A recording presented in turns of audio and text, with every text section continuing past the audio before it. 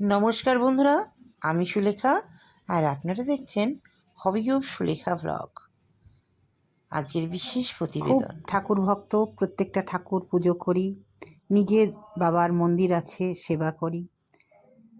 এক কথায় অন্যায় করি না, মানুষের পাশে দাঁড়ানোর চেষ্টা করি, সৎপথে চলি, আনন্দে থাকি, ফুল ফল নিয়ে, সবজি নিয়ে, নিজের কর্ম নিয়ে থাকি, কারোর কথায় থাকি না, কারোরকে দুঃখ দিই না।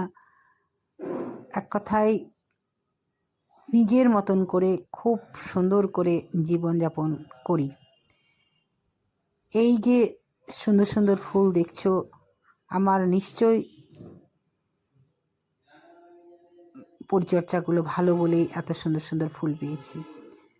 আজ আমার অনেক অনেক দুঃখ বেদনা নিয়ে এই ভিডিওটা করছি।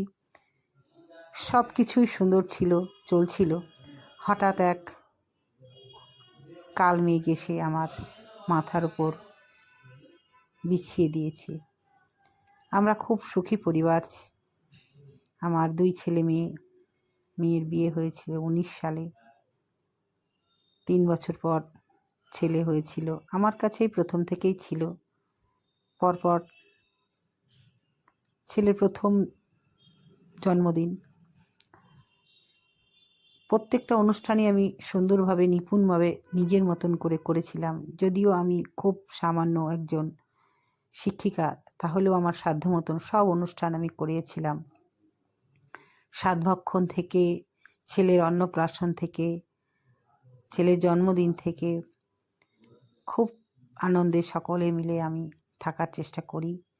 সে আমার পরিবার, আমার জা, ভাসুর, সকলকে নিয়েই আমি থাকি, সকলকে নিয়ে চলি।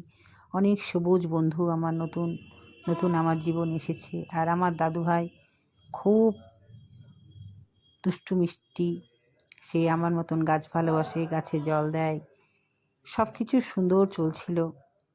যখন ওর 1.5 বছর বয়স, তখনই আবারও আমার মেয়ে মা হতে হয়ে গেল। তো আমি প্রথম থেকেই মেয়েকে খুব আদর যত্ন করে নিজের কাছে রেখেছিলাম। নাতির 2য় বছর জন্মদিন পালন করেছিলাম। ওরা 2 ভাই বোনের 2 বছর 2 মাসের ছোট। তো দুষ্টু মিষ্টি নাতিকে নিয়ে খুব ভালো সময় কাটছিল। দ্বিতীয়বারও স্বাদটা সুন্দর করে দিয়েছিলাম। সব কিছুই আমার রাধা গোবিন্দ মন্দিরেই হয়। মন্দিরেই আমার সব কিছু, মন্দির নিয়েই আমি চলি। সাজানো গোছানো, সকলকেই সবসময় আনন্দ দেওয়ার চেষ্টা করি। পরিবারের ছোট্ট ছোট্ট অনুষ্ঠানগুলো আমি নিজের মতন করে করি। হঠাৎই 5ই নভেম্বর 2024 যথারীতি মেয়ে কন্যা সন্তানের রাত্রি জন্ম দেয়। 7টায় আরাধ্যার জন্ম হয়। নাম ওর মা আর আমি দুজনে মিলে রেখেছি আরাধ্যা, সর্বজন পূজিত মানে। তো আরাধ্যার জন্মের পর পিঠে একটা ছোট মাংসপিণ্ড দেখা দিয়েছিল। আমরা বড় সার্জেনকে দেখিয়েছিলাম।